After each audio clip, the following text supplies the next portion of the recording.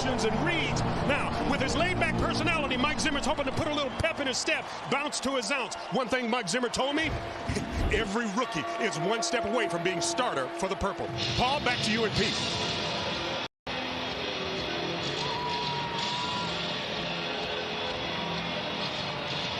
Minnesota Vikings kicking to the Indianapolis Colts. The Colts beat the Carolina Panthers 21-18 in a home game to start their preseason. The Vikings had that disaster against Denver in this building a week ago. Greg Joseph with the kick, preseason game 2. Boom! It's in the air from U.S. Bank Stadium. Isaiah Rodgers 2 yards deep in the end zone. He out to the 15, 20, 25, spins away from a Viking, and Isaiah Rodgers gets to the 30, 31-yard line, and the Indianapolis Colts will take to the field. They have 2 young quarterbacks they're using, given Carson Wentz, Bismarck's Carson Wentz by way of North Dakota State University. He has an injured foot and won't play until at least middle of the season. Marlon Mack is the tailback for the Indianapolis Colts. There is rookie Sam Ehlinger. He's 22 years of age. Round pick 2021. Eric Kendricks is one of 2 linebackers for the Vikings as they begin with their nickel defense, and Ehlinger goes on a straight drop, throws to the left side, incomplete, and there are no flags on the play. The intended receiver was Mo Alley Cox, a handful for the Vikings last year. Nick Vigil, a free agent from Cincinnati, was on the regular season last year. 5 catches, 111 yards, and a touchdown. By far the best game of his career. Absolutely. Nick Vigil doing a great job covering him down the field. The Vikings blitz on the opening play, and Vigil there for the big pass breakup. Dalvin Tomlinson and Michael Pierce, the tackles for the Vikings. Eric Kendricks, Bashaud Breeland, and Ehlinger handing to Marlon Mack, and he weaves his way up the middle for a couple of yards, maybe 3, making it right around 3rd and 7. Well, nice job by the defensive front, Michael Pierce and Dalvin Tomlinson, and really Pierce is doing is pushing the center back into the backfield. You have the blitz from the safety off the front side, and it makes the running back slow down and cut back, giving DJ Wanham time to make the tackle. Now you're 3rd and 7-ish. You have an opportunity to blitz on 3rd down, so the Vikings need to get off the field here. New Viking Bashaud Breeland, he's corner number 21. Chris Boyd opposite him. Mackenzie Alexander back with the Vikings. He's in the nickel. Nyheim Hines is the tailback on 3rd down, and the pass goes to Zach Pascal, and the receiver turns it up right side, 4th-year-old Dominion, and is stopped by a host of Vikings. So, off the disaster against Denver last Saturday, a 3-and-out that was desperately needed. Oh, absolutely. And, you know, kind of a question to say wide receiver screen on 3rd and 7, but, you know, Paul, the intensity is the part that was lacking a week ago with that second-team defense, and we saw that from the beginning. The big guys up front, Tomlinson and Pierce, leading the way. Amir Abdullah to return the punt from Rigoberto Sanchez. No score, first quarter, U.S. Bank Stadium. Second preseason game, Abdullah brings it in at about the 17, and he stopped at about the 18-yard line. Now, Mike Zimmer, head coach of the Minnesota Vikings, has never lost back-to-back preseason games. Kirk Cousins did not play last week. He's expected to play a quarter, maybe a quarter and change in his 10th year for Michigan State. 4th year with the Vikings. Kirk has thrown 3 or more touchdowns in a game, did it last season 8 times, a team record. And in 2020 at Indy, conversely, he had the worst game of his career. 11 of 26, 113, no touchdowns, 3 picks, passer rating of 15. Final 10 games of the season for our quarterback, 21 touchdowns, 3 interceptions. Alexander Madison is the tailback, and Kirk throws it over the middle, and it's caught at about the 25, 26-yard line by Alexander Madison. Dalvin Cook will not play tonight, likewise Justin Jefferson, and Danielle Hunter defensively as Cousins with his first offensive line. Rashad Hill, Ezra Cleveland, Garrett Bradbury, Oli Udoh, and Brian O'Neill in front of him. Flag on the play as Cousins throws left flat. Alexander Madison, he shakes on an Indianapolis Colt. Getting the worst of that for the Colts was Zaire Franklin. He's saying it's going to be holding against the Indianapolis Colts. I think Thielen was held on a deep crossing route. Quarterback in the pocket, illegal contact. Number 17, defense. Penalty's been declined. It's first down. Now, the offensive line we see here. Rashad Hill, left tackle, first-round pick Christian Darrisaw, still not practicing much due to a groin injury. Cleveland, Bradbury, Oli Udoh. in his third year from Elon with Brian O'Neill next to him. This very likely could be the Vikings offensive line when they head to Cincinnati. 1st and 10 Minnesota, first quarter. I formation behind Kirk. Handoff Amir Abdullah. Spurts to the left side to the 37, maybe the 38. It's a gain of just a couple.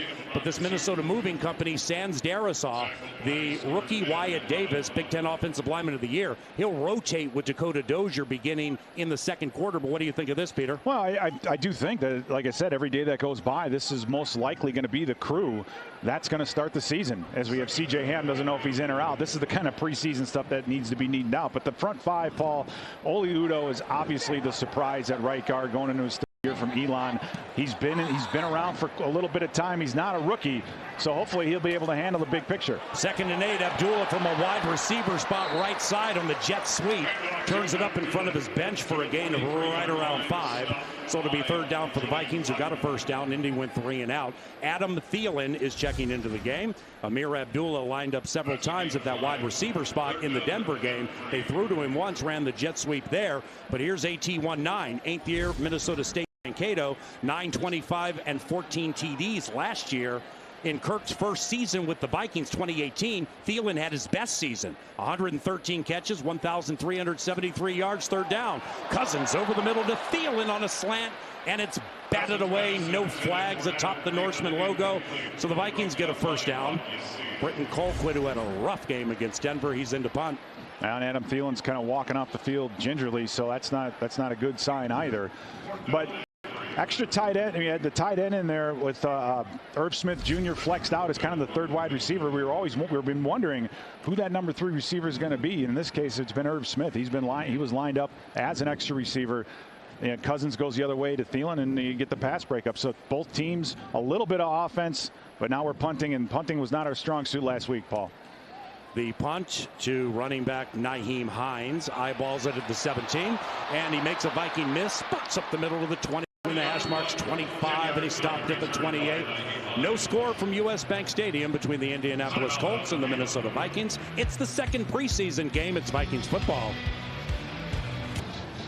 Minnesota Vikings football is on the Viking, and it is time for the Miller Lite social media segment.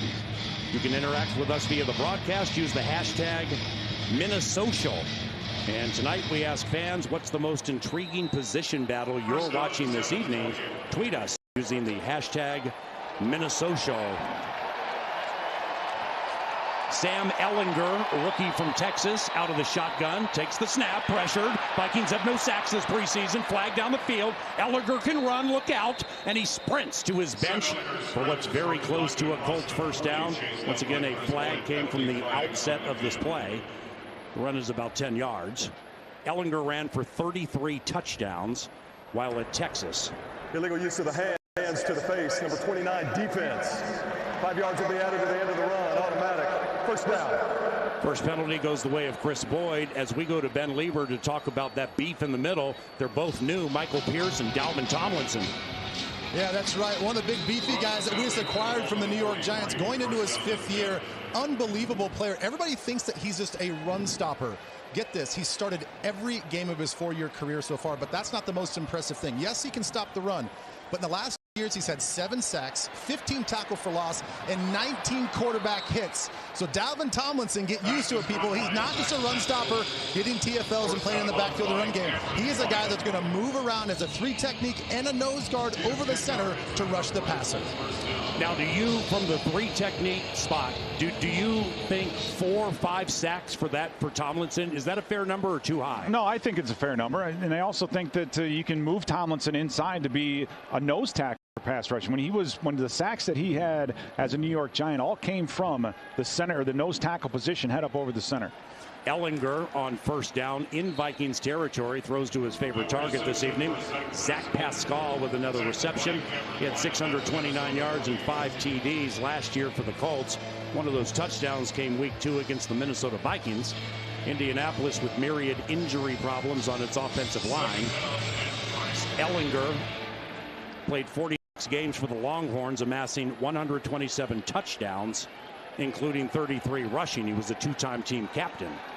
2nd and 3, Indianapolis, no score, 9.5 minutes to go in the first quarter. The handoff to Marlon Mack. in his 5th year from South Florida. They went right at that spot with Michael Pierce and Dalvin Tomlinson. Maybe they're trying to test our mettle, Peter. Right, and when you have 600 pounds standing, or over 600 pounds, close to 700 pounds, standing within a foot or two of each other, that's stout. And the guy that loves it, I think, the most is Eric Kendricks. I mean, Eric Kendricks had an outstanding year last year, pass coverage-wise. He should have an even better year against the run, being able to run silent. 0 of 1 on 3rd down. It's 3rd and 1 from the Vikings 38. It's scoreless. Ellinger sneaks. Pile pushing. Awaiting a response. Clay Martin says first down for the Indianapolis Colts. Well, they're just going to move the chains, and this is, just a keeper. And I know for the Colts, like Ellinger, because of his athleticism, Jacob Eason is your stereotypical big, strong-arm quarterback. I think Ellinger has a little bit of a funky release, a little bit different, but he's athletic, and he's able to lead this team and did a good job last week. Got the start this week, and outside of that first 3 and out, he's been moving the ball very well. Vikings go nickel, outside corners, Breland and Boyd. Patrick Peterson will not play. Mackenzie Alexander's in the nickel. Nyheim Hines, known much more for his catching, gets the run and to the left side, and he gains about 4 yards. 2nd and 6 midway through the first quarter. It's scoreless. The Vikings and Atlanta Falcons were the only teams week 1 to not score a touchdown. So now Jake Browning, well, he threw a pick 6 to Patrick Surtain II, but that doesn't count. Went into Kellen Mond. Cousins got a first down, then the Vikings punted.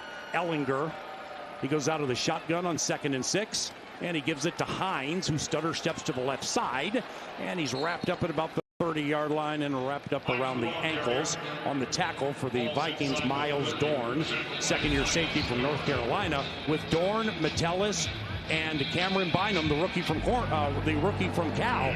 Big night for them tonight. Yeah, we have a bit of a sneaky battle for that number 3 safety position. So Cameron Bynum, a corner in college, transitioning to the safety position, and Miles Dorn going into his 2nd year. His father played in the NFL for Oakland and St. Louis, so he's got it in his blood. But the two of them are battling for that number 3 safety position. The Colts win a 2 on 3rd down. Out of the gun, they run Hines, and Hines is attacked by Blake Lynch for no gain. So the Indianapolis Colts will go for a field goal. Well, Ellinger and running that option play, I don't know if anybody's worried about the quarterback, but the right defensive call at the right time. I mean, the preseason's not about schemes. It's not about, being fancy in that respect, but Lynch did a great job timing the snap, coming off the edge and making the tackle. 47-yard try, Rodrigo Blankenship to the east side of U.S. Bank Stadium, a left hash. Snap spot. 2nd-year Georgia Products kick is good. And the Indianapolis Colts strike first. They take a 3-0 lead with 6 minutes to go in the first quarter on the Minnesota Vikings Entertainment Network. The hard seltzer. Wait, another hard seltzer? Yeah, but we have the antioxidant vitamin C, and we're the official hard seltzer of the Minnesota Vikings. Available this season. Deep for the Minnesota Vikings, Emir Smith-Marset, one of the great kick returners in the history of the Big Ten. He's a 5th-round rookie from Iowa, wears number 15.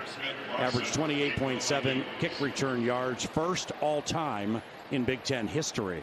Amir Abdullah, running back for the Vikings from his Nebraska days. He's 4th all-time in Big Ten history at 26-1. Here's the kick. Smith-Marset walks up to it, fields it at the 1-yard line, and he gets to the 10 to the 15. Ooh, he's lickety split fast. Bounced off a Colt and dragged said Colt to the 21-yard line. And now the Vikings go 1st and 10, trailing 3-0. The Indianapolis Colts, Peter, are operating their defense this evening without Matt Eberflus, their coordinator. He's out due to COVID protocol. Former Vikings defensive coordinator Alan Williams, their safeties coach, he's calling plays. Yeah, you got to be ready, especially in this day and age with the COVID, and so defensively, everyone expects everyone to keep it pretty simple. Cousins fakes a toss right. He'll roll out to the left, dump to Irv Smith Jr. at the 25. And Irv is smacked right after he caught the pass and smacked by Zaire Franklin.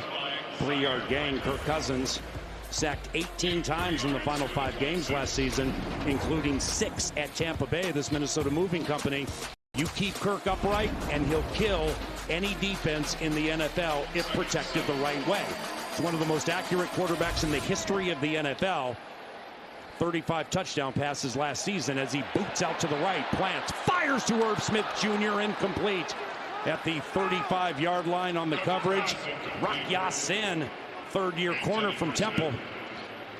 Well, he had Beebe open, so I don't know if Al-Quadin Muhammad was the guy that it was in his face and maybe unable to see, but he missed a wide open receiver, and Chad Beebe streaking across underneath or behind the submarine boot, if you will. So that's one of those things that you want to see in the preseason, man. Just take what's there, and that way you can get the third and short. Vikings 0 of 1 on third down, trailing 3-0, 5:20 to go in the first quarter. Cousins out of the shotgun. Short drop, looks left, checks down left. It's caught. Marion flash guy, Brandon Dillon, turns it up at the 30, lunges to the 32 for a gain of 6-ish, but they need 7. So now we got a first down, then went 3 and out, then we go 3 and out, and here comes Skullquit. Well, you know, it's, again, you go back to the first to last play on second down. That's a decision-making process thing by Kirk Cousins. You got to get rid of the football quickly, take what's there, and that way you don't have to deal with third and long. So a poor decision in the pocket by Cousins puts us in this position to punt. Isaiah Rodgers, a cornerback by trade, one of their better cornerbacks, second year from UMass. He's set to retrieve the Britton Cole line. An ill-advised decision by Isaiah Rodgers. Chaz Surratt missed a tackle on the first punt, but he made Rodgers pay for it there. 3-0 Colts. It's Minnesota Vikings football.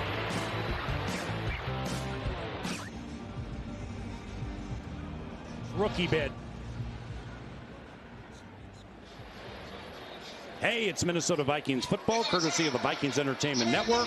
Here's the Hy-Vee rookie spotlight. Peter, it's Ohio State offensive lineman Wyatt Davis. Now, Wyatt Davis, you know, two-time All-American. He was 2020 Offensive Lineman of the Year, the Remington Pace Offensive Lineman of the Year. I mean, he's a mauler in the classic sense. I mean, you see him knock down linebackers at the second level. The question for Davis is he going to be able to handle the finesse side of the game, moving the feet, pass protecting. If he can do that, Paul, he's got a great chance of being a starting guard in the NFL. 3-0 Indianapolis Colts. Sam Ehlinger, starting quarterback. Will go into Jacob Eason, second year from Washington.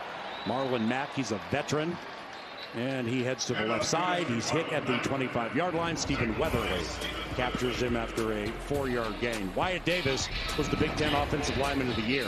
Oli Udoh, I believe, has beaten him out of the right guard spot until proven otherwise when we head to Cincinnati. Well, I think that's going to be the hard spot, is to, you know, get Oli Udoh out. But he, you know, Dakota Dozier had a rough week last week, so if he moves himself up that chain, himself to the second position within a week, then again he's only one snap away from being a starter. So Vikes rush 4. Hey, it's an interception, and heading to the 20-yard line, Troy Dye, 10-5, touchdown! The Minnesota Vikings' first 2021 preseason touchdown goes the way Mike Zimmer has to like it. It's a defensive touchdown. It's Troy Dye for a team that had 0 defensive touchdowns last year. 6-3 Minnesota. Well, and Troy Dye, without the gloves on, the ball is actually tipped at the line of scrimmage and is off just a little bit, able to be able. Troy Dye is just right there to pick the ball off. He's in the right place at the right time. Rashad Breeland in coverage all over the place. That is great team defense, Paul. It's not just one guy making a great play. It's a defensive lineman tipping the pass. Rashad Breeland in great coverage. Troy Dye coming down with it and then making defense offense and scoring the touchdown. Greg Joseph is our kicker. First extra point of the preseason. Bam, he's 1 of 1, 2 of 2 on field goals if we need that. But a pick 6 by Troy Dye gives the Minnesota Vikings their first preseason touchdown and a 7-3 lead deep in the first quarter on the Minnesota Vikings Entertainment Network.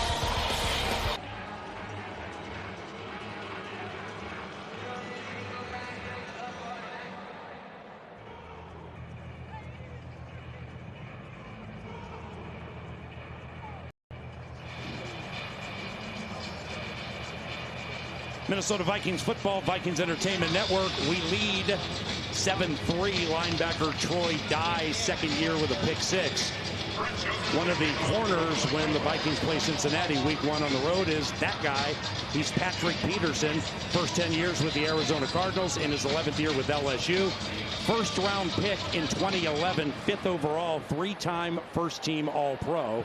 Boom, there's the for the head of the returner. Patrick Peterson, 28 interceptions, tied with Harrison Smith for 4th most amongst active players.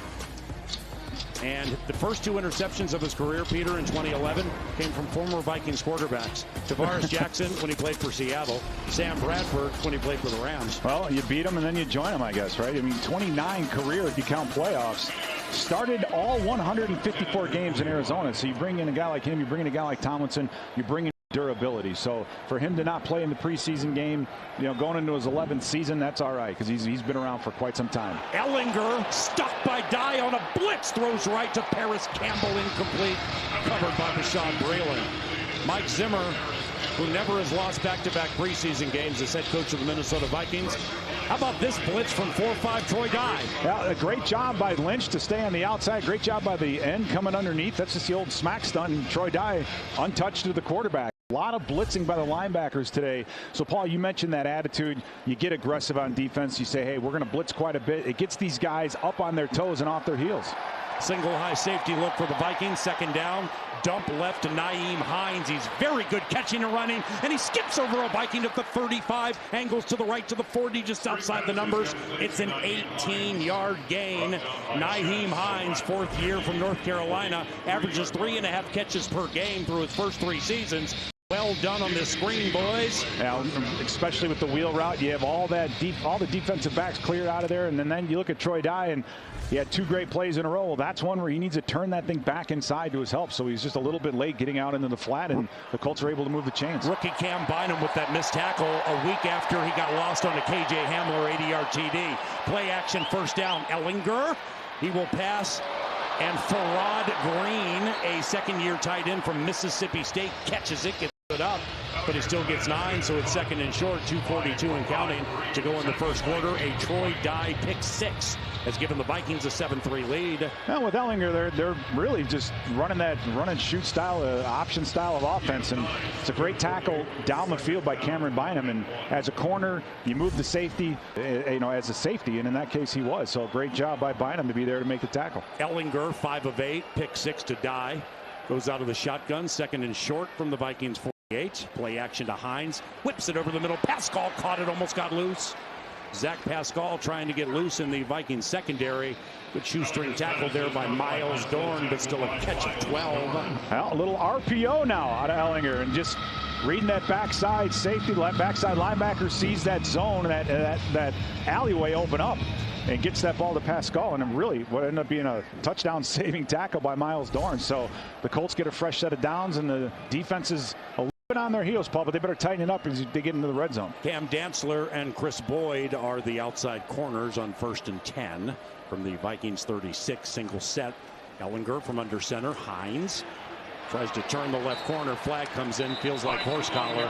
35 out of bounds at about the 33-yard line. Flag came in right as Hines went down. We're speculating, but he was pulled down from behind. It's a gain of 3. Personal foul, horse collar tackle, number 98 defense. 15-yard penalty from the end of the run, automatic, first down. Yeah, that's DJ Wanham, Peter. Yeah, this is kind of an awareness issue, really, on that side of the football, because Blake Lynch, the linebacker, was blitzing from the left side of the defense, and Wanham is on the right side. He has contained, so he's got to make sure, knowing that the blitz is coming from the opposite side, you cannot get blocked in. You cannot let that running back get outside. Hey! And we're getting a chance to see the replay. Yeah, that's a challenge. Yeah, he grabbed him between the 2 and the 1. And, these referees, it's preseason for them too. So okay, here we go. 7-3 Vikes. Minute 7 and counting to go first quarter. Pascal in motion to the left, back to the right. Ellinger, 6th round Longhorn, 2021 draft, 22 years of age, 2 on the play clock. Sam Hines, Armin Watts thwarts him. Gain of 3. Now we're seeing an effect of the crowd noise. I mean, you got a much better crowd tonight, very, very loud as these Colts entered the red zone, and a little bit of a communication issue between the running back and the quarterback, and so you're getting some live work, and I think this is great just for the defense and for those guys that are out there to feel what it's like when this crowd gets up on their feet. Ellinger in his preseason debut against Carolina, 10 of 15, 155, no TDs. 2nd and 7, Vikings 15-yard line. Mackenzie Alexander in to play nickel. And Cam Dantzler the corners. Hines, foot plant, turns it up, stopped. 13, run a 2. Third down for the Indianapolis Colts when we return. But the Vikings have scored a touchdown this free Vikings Entertainment Network.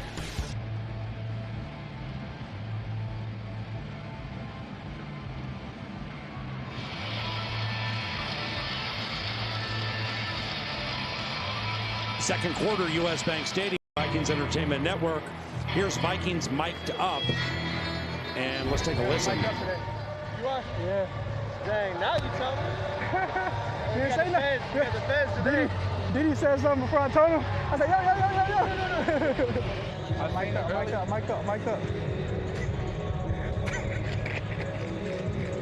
By the way, I'm mic'd up, so don't say nothing crazy. Okay. KJ Osborne mic'd up, courtesy of Bose.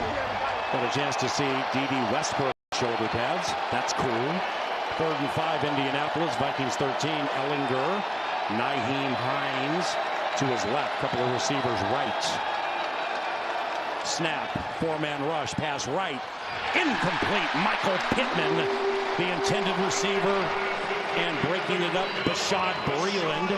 Pittman, part of that outstanding 2020 wide receiver draft taken in the 2nd round.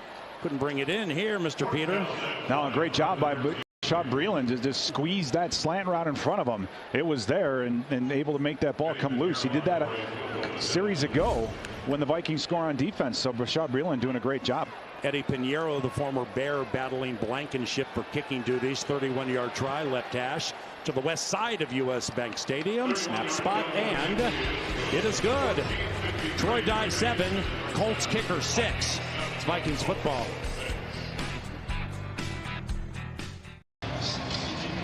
Welcome back to Minneapolis. It's Vikings football on the Vikings Entertainment Network. The NFL is committed to conversations and actions moving us towards a more equal and just tomorrow. Inspire Change showcases how NFL players, clubs, and the league are joining together to ensure access to opportunity is a reality for all and to create progress in police community relations, criminal justice reform, education, and economic advancement. To learn more about Inspire Change and the league's impact, please visit NFL.com/Inspire Change.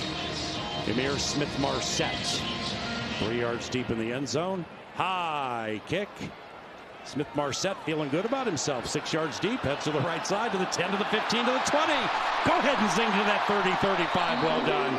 About a 41-yard return there for Emir Smith-Marset. Now for that rookie, yeah. I mean, he's going to want to play wide receiver, but that may not happen initially. The better he can do on kick returns and special teams gives him. And then it's the number 3 wide receiver. And what I like, the difference with last week and this week with Smith-Marset is he's just taking this thing north and south and getting what he can. So that's a great return by the young Iowa project. Kirk Cousins, 4 of 6, 25 yards. Offense still yet to score a touchdown in the preseason. Handoff Amir Abdul. The middle, blasted to the 45. It's a gain of 8. Second and very short as we welcome Mike and Alexander Florio, leaders of the West Virginia chapter of the Minnesota Vikings fan club, also with ProFootballTalk.com. They're watching the broadcast now in the West Virginia barn. Mike and Alexander Florio, welcome to Minneapolis on a beautiful Saturday night. Your favorite team leads 7-6. Your favorite quarterback, Kirk Cousins, has it second and short from his own 44. Handoff Amir Abdullah shifts the tackle in the backfield at about the 47, gets into Colts territory, and he's taken down after a run of 9. First down, Vikings. Well, the Vikings' offensive line's looking pretty good. Amir Abdullah getting up to that second level right away and being able to move the chains. That's imperative. And we saw this, Paul, all last year, that this offense, and when you want to throw the football, but that play action is there and they're setting that thing up, that's when this offense is going. This offensive line likely will be the first offensive line when the Vikings play Cincy week 1. Probably the final offensive possession for Cousins and this line. Handoff Amir Abdullah goes grinding to the right side. There's Brian O'Neill, 75. Oli Udoh, that's the talker on the offensive line. Oli Udoh, 3rd year from Elon, drafted to be a tackle, arms unbelievably long, very strong, but it seems this year the mental component has clicked with him and he's playing faster. He really is, and being next to Bradbury in between and Brian O'Neill, that's got to feel good for him as well. Brian O'Neill, one of the best right tackles in the NFL, and Garrett Bradbury, if he can learn to drop that anchor, he's going to be a heck of a good center. So he's surrounded by some good players. C.J. Ham with the carry. Look at the fullback go. Single set to C.J. Clint Kubiak, 34-year-old offensive coordinator, debuting this season calling plays, goes with the Duluth by way of Augustana single set, and C.J. comes through. Now what a great job on the double team by Oli Udoh and Brian O'Neill to really open that thing up. I mean, Garrett Bradbury gets pushed in the backfield a little bit, but the lane is there thanks to that double team at the point of attack. First down, play action, straight drop. Kirk is sacked back at the 40-yard line. It is Kwity Paye, the rookie from Michigan, coming through. 8-yard loss. Kwity Paye, though. Now, Kwity Paye, we all knew about him coming out of the draft and his talent, ability, his ability to come off the edge, and we get the chance to see some of that. So, Rashad Hill is getting an opportunity for right now. Darisaw is unable to be on the field, and Rashad Hill's our guy. Offset eye right. Cousins from under center, straight drop, swing left flat to Amir Abdullah, makes a Colt kind of miss.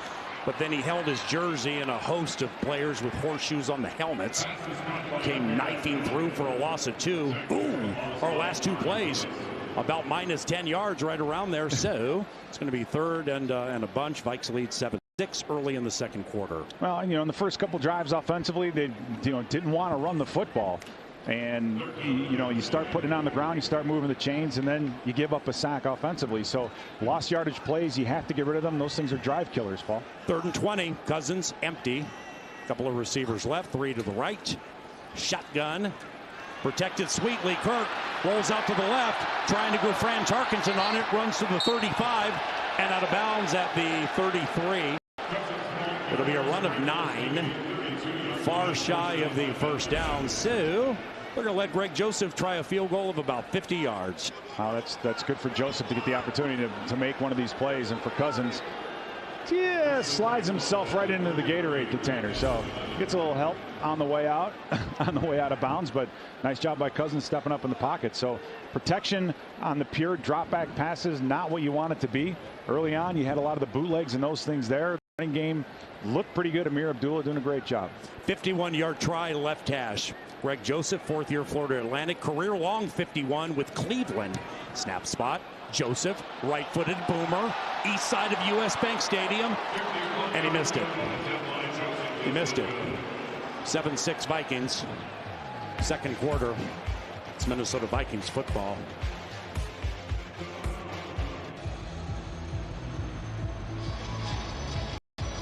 Minnesota Vikings football, courtesy of the BEN.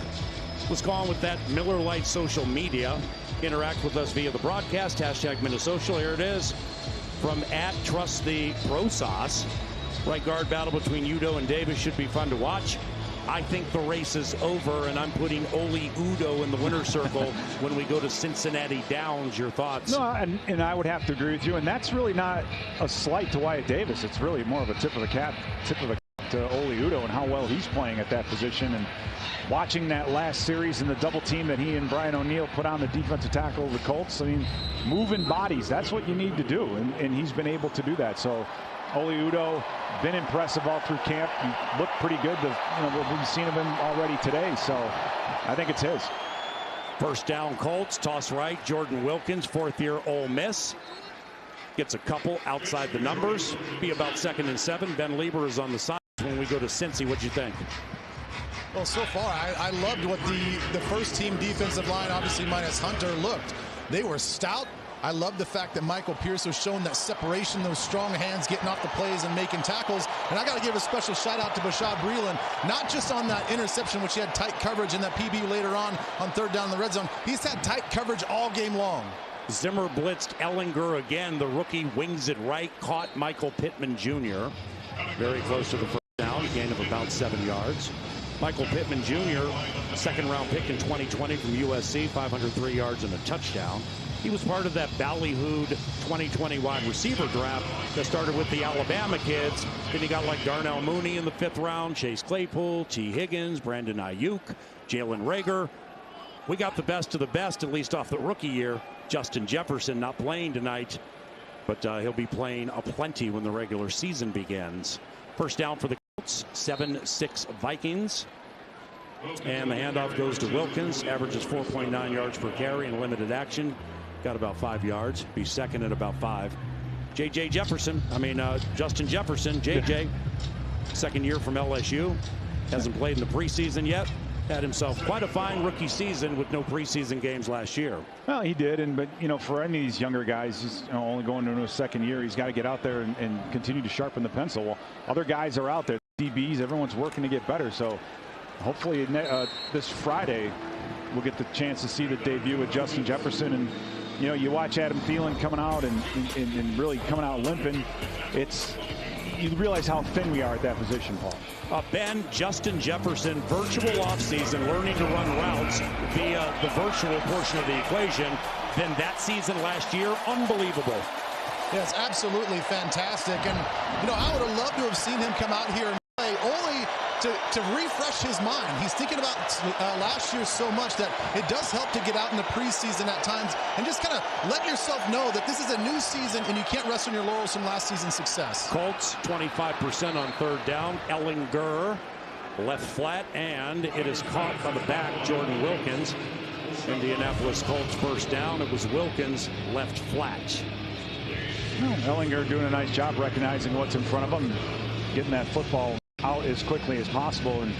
And Paul, you go back to Justin Jefferson. I think the difference with last year and this year is he's not sneaking up on anybody this year. Last year he had about 3 weeks into the season, once he got his feet underneath him, really kind of had a coming out party here against the Tennessee Titans. And this year I think everyone's going to be looking for him. And with Adam Thielen a year older, he's got to get out there and get his feet under him, because this will be a little bit different than last year. Play to a couple of yards. DJ Wanham still in the game. Sheldon Richardson also still playing. There he is, number 9, Sheldon Richardson. The intel is he won't be wearing 9 during the regular season, as Richardson was with the Vikings a few years ago at 4.5 sacks. Most recently with Stefanski and the Browns. Second down. 7-6 Vikings, 6.5 minutes to go before halftime. Sam Ellinger. It's a gun run. Wilkins with room to the right side. It's across the 30 and dives ahead to the 27-yard line. Chaz Surratt, the rookie from North Carolina, touches him down, but it's a gain of 9. And these Indianapolis Colts, now granted it's a regular season game, but they ran for 161 on the Vikings last year, week 2. Well, they did, and you watch what they're trying to do with Ellinger and really try to add that run pass option style to their game plan, and they pretty successfully have accomplished that today. Just a missed gap, misalignment up front allows the running back to get to the second level and move the chains. First down, play over the middle, batted in the air, and it's another interception for the Minnesota Vikings. Wait, are they saying incomplete? Miles Dorn, second year North Carolina. It's like, I don't get many of these opportunities. Sir, can I please have this, even though it's preseason, sir, please? Now they're saying Armon Watts came down with it. Yeah. Made a football move apparently, and then put it on the ground. So it's going to be an interception, and the ball's going to be back in the hands of the Minnesota Vikings offense. Yeah, Miles Dorn, Jordan Scott. Rolling on the field is an interception. Okay. And then a fumble recovered by Minnesota. First down, timeout. Yeah, we got some 2s and 3s making some plays. A game, Troy Dye has a pick 6, the only touchdown in the game. Tip, catch, fumble, recovery, our ball on the Vikings Entertainment Network. Hey, it's Vikings football on the Vikings Entertainment Network, and join us at Commons Park at US Bank Stadium, September 26, 10 in the morning, for the Vikings kickoff concert presented by Miller Lite and iHeartMedia. Country music star Dustin Lynch will headline this year's show, heading into the Vikings home opener versus Seattle. The event is free and open to the public. Game tickets are not required to attend the event. It's Dustin Lynch. Analyst Pete Bursich has all of his albums. Likewise for Jake Browning, he started the Denver disaster. He supplants Cousins, tosses to Amir Abdullah. Browning, second year from Washington, a couple of years on the Vikings practice squad. This is his second full year. He was 5 of 10 for 31 yards, threw one right to Patrick Surtain II, the Alabama rookie, for a pick 6 in the Denver debut. Yeah, I think for Browning, the main thing is just to be a little quicker on these reads, to get up there and get that ball, released. Off the fingertips of Brandon Dillon. That was a right hash left boundary. Floated up there a little bit, with some shoulder problems Browning has had during Washington days. One of the most accomplished Pac-10, Pac-12 quarterbacks in the history of said division. Then he had a rough surgery situation or a rough shoulder situation, and he's very happy to be here right now. Well, he is, and that's a ball that Brandon Dillon should have come down with. So for the tight end position, still looking to cement that number 3 tight end. Dillon misses an opportunity. What you going to do, Jake? Bounces off one Colt, can't bounce off the final one, and is taken down. It's another sack for the Indianapolis Colts. It is Al-Quadin Muhammad in his 5th year from the University of Miami. He's a Cane. Now rushing one-on-one with Zach Bailey. He's just able to get in there and make Browning pull that thing down. So the Vikings offense, although we ran the ball well on first down, not being able to throw the football on 2nd and 3rd. And that's, you know, you look at Brandon Dillon, that would have been a catch and move the chain situation. You have to come down with those catches. Colquitt, right-footed punt, very high. It's a beautiful spiral. Isaiah Rodgers at about the 27 near side. Jukes right, jukes left.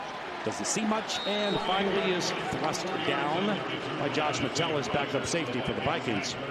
Here's the quick trip trivia question after a 48-yard punt by Colquitt.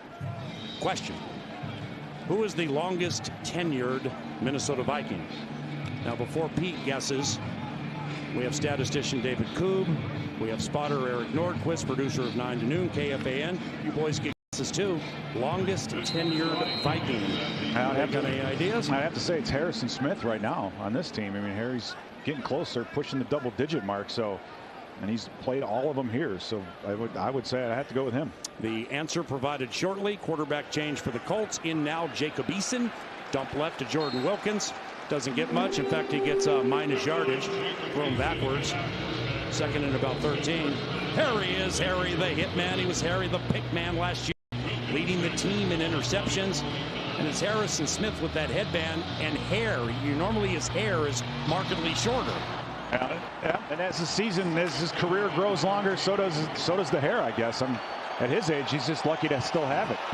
Jacob Eason, 2nd year, 4th round pick from Washington in 2020. Started the Carolina game, preseason game 1. 15 of 21, 183, no TDs, no picks. Passes right, and it's caught. Flags all over the place. It was caught by Mike Strawn, rookie from Charleston, 7th round pick in 2021. See what these flags are. And hopefully we don't let the Colts, that free first down. Pass interference. Number 41 offense. Okay. 10-yard penalty. Here's that PI, Peter. Yeah, just offensively, just a little pick route. A little bit of a pick route. And so, you just got to be a little more discreet. Pass interference. Number 41 offense. Okay. And penalties decline. Oh. It's 3rd down. Got you, Zimmer, with the decision. Yeah, for Green, you got to be a little more subtle when you do those kinds of things. You can't flail around and drop a shoulder into a linebacker and expect him not to throw the flag. Ellinger, the Texas rookie, finished 8 of 13, 90 yards, 2 interceptions. Frank Reich, their coach, had seen enough after the second one. One of the interceptions, the only touchdown in the game, it was Troy Dye with a pick 6 in the 1st quarter, and he got in from 33 out. Man, the good news on the interceptions, it was a team effort, I think, on both ends. Result of the play ended on the right hash. This is where the ball will be placed. 3rd down.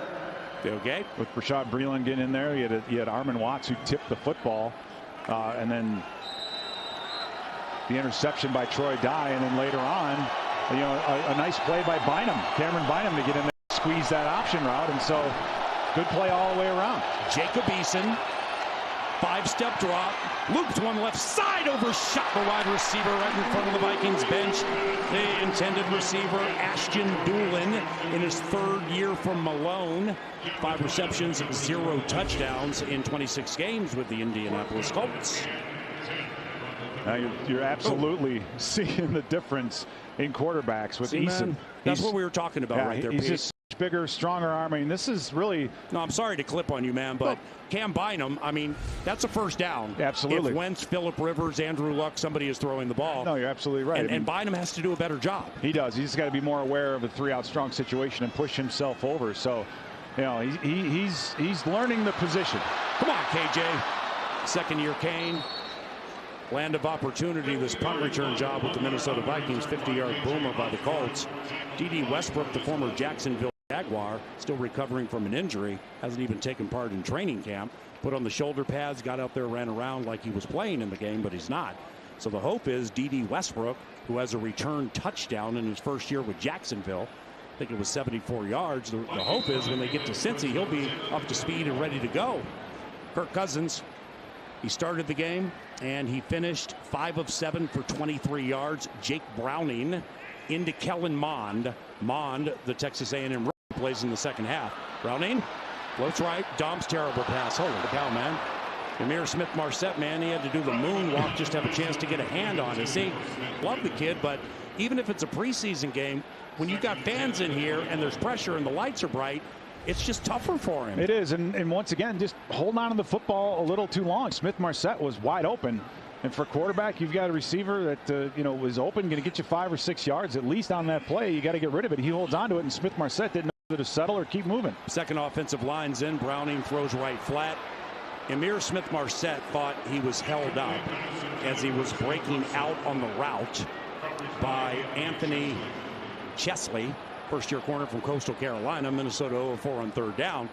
And Browning's misfiring right now. He's playing behind the second offensive line, Blake Brandel, who had a fantastic game, according to some insiders with the Vikings against Denver. He's the left tackle. Mason Cole also played well in that game. The Vikings run blocking in that Denver game was good on all levels.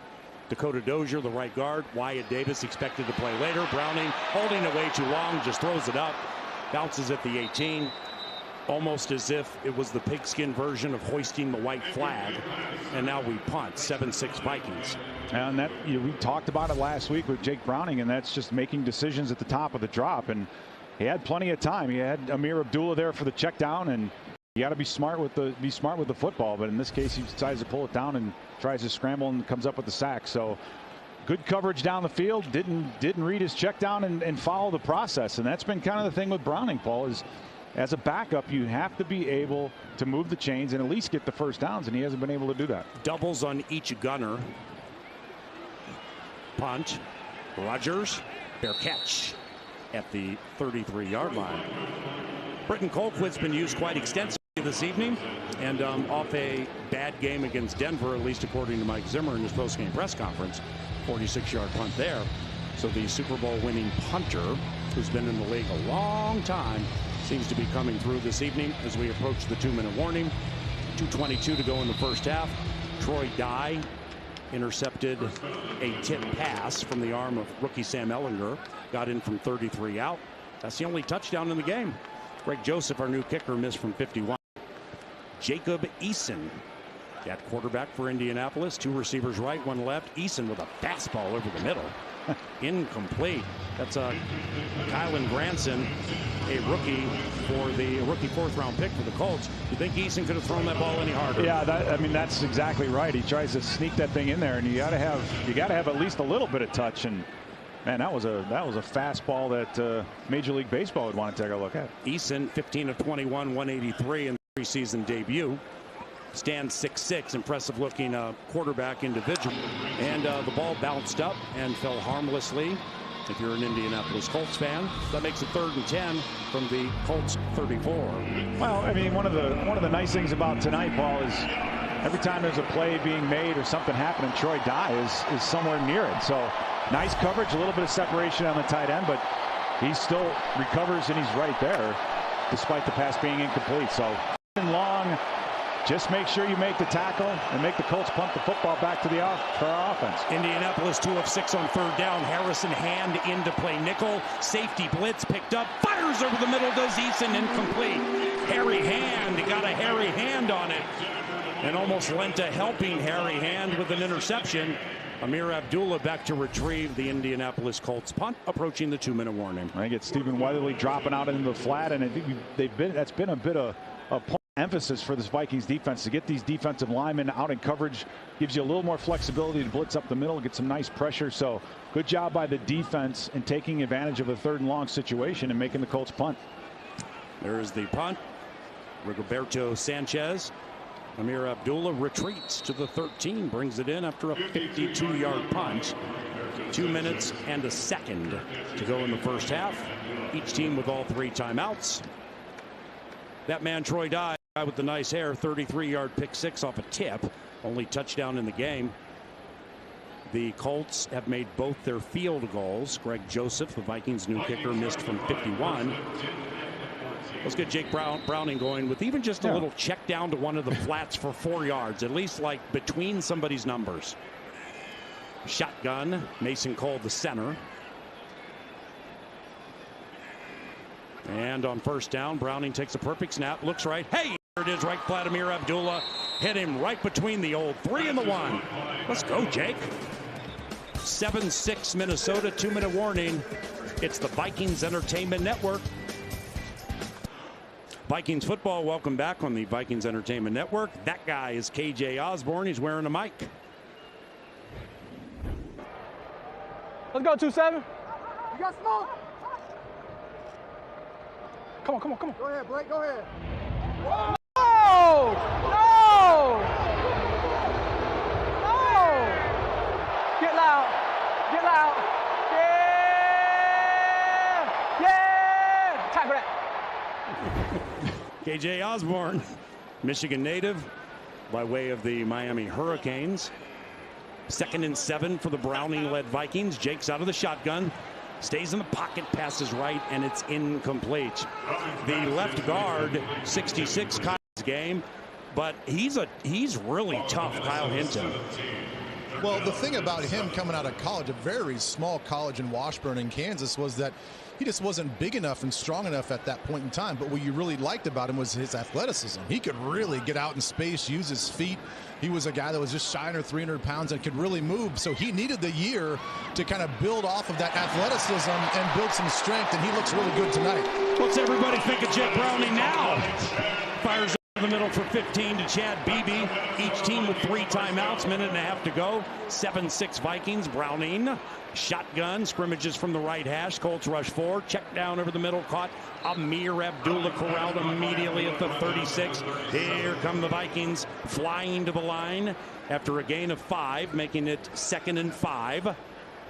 2nd and 5, just as the TV says. Browning from Cole. Looks right, pats it, sees nothing. Weaves his way. Now he throws. Beebe wide open. 45, 40, 35. And he gets out of bounds. Chad Beebe. First down, Vikings. Well, Paul, going into this series, the Vikings only had about 13 yards of passing. And thanks to Chad Beebe and Browning, we've been able to move the chains, especially in this 2-minute situation when the Colts are. They have the defensive line. The ears are pinned back. They're rushing after Browning. He's doing a good job moving in the pocket and took a big hit to deliver that first long pass. Beebe, and then on that second one keeps the play alive, scrambles, and able to get it down the field and get the first down. Empty backfield. Chisena and Beebe left. Browning the way of Beebe, incomplete. At the 25-yard line, Chad, whose father Don played in 4 Super Bowls. Don Beebe is Buffalo Bills football immortality. Oh, absolutely. His son Chad won the game against Carolina last year after almost losing it with a muff punt. Yeah, and that was, it's a good check, and it lets you know what the young man's all about. Now, he's struggled with some injuries that have kept him off the field on and off over the last couple years, but he's mentally tough. 2nd and 10, Browning shotgun and a 1-point lead. Passes left, incomplete, and Beebe was wide open. Chad Beebe near the boundary. George Odom, 4th-year backup corner from Central Arkansas. I mean, he was a county away. Come on, Jake. Yeah, I mean, we heard this from Browning, especially about the pick 6 a week ago, that just the ball is off just a little bit. And in that case, again, Paul, you mentioned it earlier, the ball floated on him and wasn't able to hit Beebe. I mean, you're not going to, at this level, you're not going to find a receiver more wide open on an out route than Beebe was on that last play. Chad solo alone to the right, now joined by Amir Smith-Marset. 1 receiver left, 3rd and 10. Browning hit as he throws. Right flat, Amir Abdullah was applied by Andre Chikari. First full year from San Jose State. And Vikings are going to go for a long field goal here. Joseph already missed from 51. 49-yard try here. Greg Joseph was 2 of 2 in the Denver Broncos game. Played with the Cleveland Browns and Tennessee Titans. Won a Super Bowl on the practice squad with the Bucs last year. DePaula snap, put down by Colquitt. Right-footed kick by Joseph. it's good. It's a 10-6 lead for the Minnesota Vikings. Second preseason game meaningless to some. Might be some in the 702 right now really happy about that kick. Well, it's a nice job by Browning to get us out of the shadow of our own goalpost, work our way down the field. A couple nice throws to Beebe. Left a little bit of meat on the bone with some incompletions late that should have been made and would have at least shortened the field goal or got the Vikings in the end zone for the first time in this preseason. So, Browning doing a little better job on that last series of managing the offense. He hung in there tough, took a hit, got a pass to Beebe later on, scrambling, keeping things alive. But just a little bit of that inaccuracy, Paul, that we've seen and heard of from the coaching staff about Browning that's going to come back to haunt him. So Kellen Mond will get his opportunity here soon, and it'll be very interesting to see what the rookie has to say about Jake Browning and his performance. Line drive to Michael Harris deep for the Indianapolis Colts. One of the guys in front of him fielded Joseph's kick on a couple of hops, and that was Benny LeMay, the running back from Charlotte. 10-6 Minnesota. Indianapolis with all 3 timeouts. Jacob Eason at quarterback. Don't expect Mr. Wright to use many timeouts unless they get a nice little hit right out of the gate here. Their offensive coordinator's Marcus Brady. The Colts finished 10-6 last year, made the playoffs for the first time since 2014. The 2020 Indianapolis Colts, the 3rd team in NFL history to make the playoffs despite a 1-5 start. Jordan Wilkins, the tailback, to the right of second-year quarterback Jacob Eason. It's a gun run to Wilkins, and it's stopped nearly post-haste. Troy Dye with the interception touchdown. Yeah, you have to give some credit to Troy Dye. I mean, he's done a nice job. When he's been put in there, being in the right spot, right place at the right time. You're in a 2-minute situation. The Colts have 3 timeouts, so the run is not an impossibility. Making a nice read and making the play. So, Troy Dye cut his teeth a little bit on special teams. Got an opportunity later in the season to start and play for. And Troy Dye has absolutely done that. Eason, he of the big arm variety, out of the shotgun, 2nd and 8 from his own 29. A couple of receivers make it 3 to the right. Big rush by Armon Watts. There's a pass over the middle that should have been intercepted. Holy cow. I mean, Troy Dye nearly had his 2nd interception. It's going to be 3rd and 8 for Indianapolis. What a great play by Armon Watts, who, Paul, earlier on tipped a football that was intercepted. He does a great move. He's a big man. He's supposed to be a run stuffer on the middle. You can see Patrick Peterson on the sideline. And everyone's, why doesn't he wear gloves? I don't care if he played hockey. He should, as a kid, and now he doesn't want to wear gloves. Get some gloves on that guy. Chris Reed, one of the guards for Indianapolis, played at Minnesota State Mankato, had his problems on that play. Eason to the right, run down from behind, throws it, incomplete.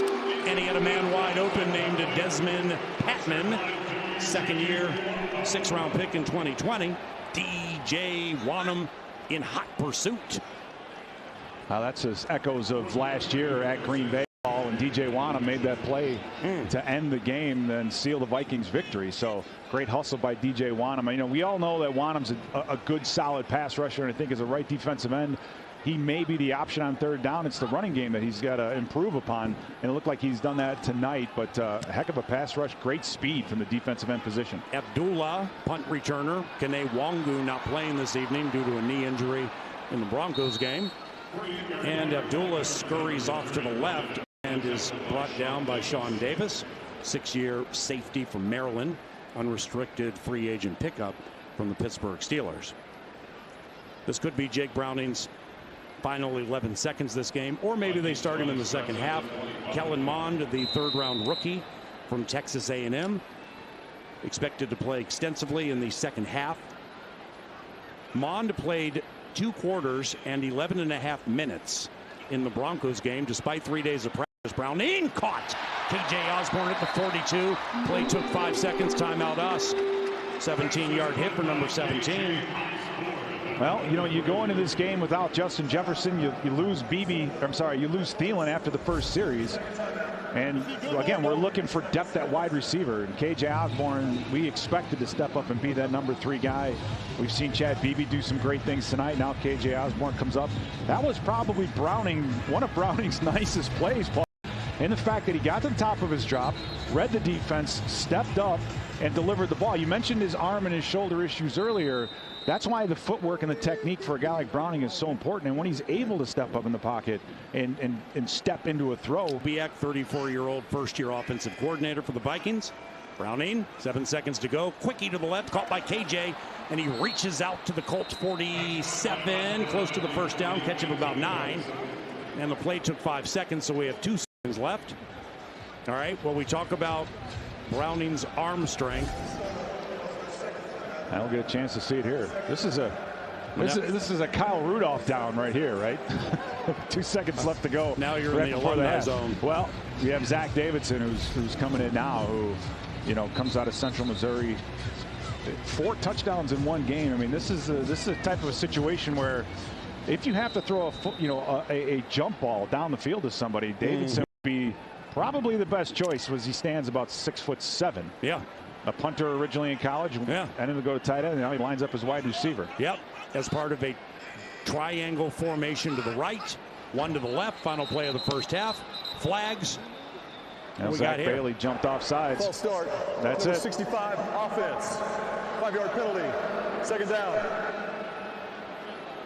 Zach Bailey, second right tackle, third-year South Carolina.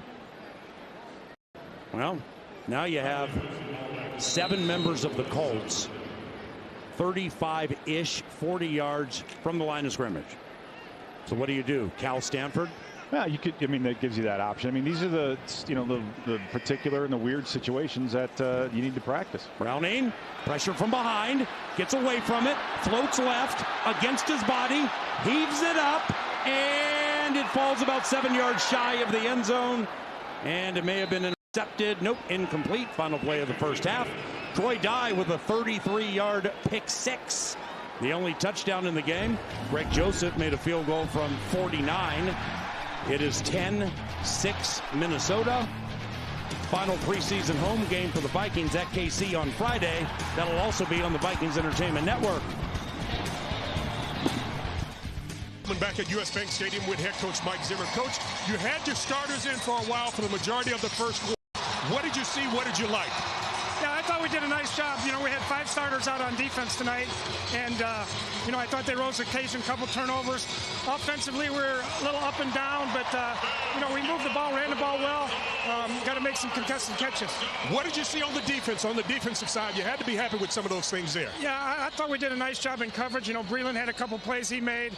We had an interception for the touchdown, obviously, and then you know, we started out not tackling as well as would like to, so we got to make sure we can continue to clean that up. Any concerns? What did you tell your guys? What should we look for in the second half? Well, Kellen Mond's going to come out here in this third quarter, see him throw the football a little bit, and we'll continue to play good on defense. All right, Coach, thanks for your time. All right, Greg. That's head coach Mike Zimmer. Guys, a lot happier than he was last week. You're going to see Kellen Mond in the third quarter. It's back upstairs to you. Yeah, Peter, how about that? Just a week later, think about Zimmer with Greg into the third quarter of the Denver disaster. I think I saw him smile. Yeah, he did. You know, and I think a lot of that has to do with the play of the defense, as he alluded to. And Tomlinson and Pierce looking good up front. He mentioned Bashad Breeland, another veteran corner that we brought in. Patrick Peterson not playing tonight, but Bashad Breeland, his number 21 was all over the turnovers. So a pretty good effort overall by the defense while they were out there. I think that perk and play, so to speak, really made Zimmer much more amicable at halftime. The Vikings have still yet to score an offensive touchdown in the preseason. Maybe Kellen Mond can fix that. Rookie from Texas A&M, third-round pick, first of 4 third-round picks for the Vikings.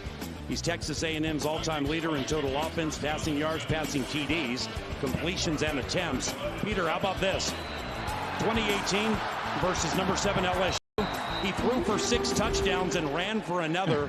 Threw for a game-winning 2-point try to win 74-72 in 7 overtimes. That's crazy. I mean, he's been an unbelievable college football player, and right now he has, I think, an unbelievable opportunity to move his name up the depth chart and become the number 2 quarterback. And you don't do that by fumbling the snap. I mean, taking the snap from center is something that you just assume is easy to do, but college quarterbacks now rarely get under center, so that exchange can become or get a little hairy, as we see on that last play. So Mason Cole still in at center. You hope he could come in and keep moving the chains, but you lose 7. But hey, that play's over. Next play, let's get it back. I formation behind Kellen, 2nd and 17. A.J. Rose Jr. plowing his way through Indianapolis Colts between the hash marks to the 32-yard line. First half stats courtesy of Sleep Number. A.J. Rose Jr. last week, by the way, 25 carries, 100 yards. 25 carries, the most in the history of Vikings football in a preseason game. Yeah, A.J. Rose, with Kene Wangu out, I mean, he's the guy right now that you'd like to see. He's really stepped up, and Rose got some opportunities early in the game against Denver with that with the injury to Wangu, and so he's been, he's taken advantage of it. I love the way he keeps his shoulder square. He's tough to tackle. Question's going to be, when he's out there against the ones, is he going to have the type of burst that you need out of your running back? Now, Kellen badly overthrew Whop Billier, who was open.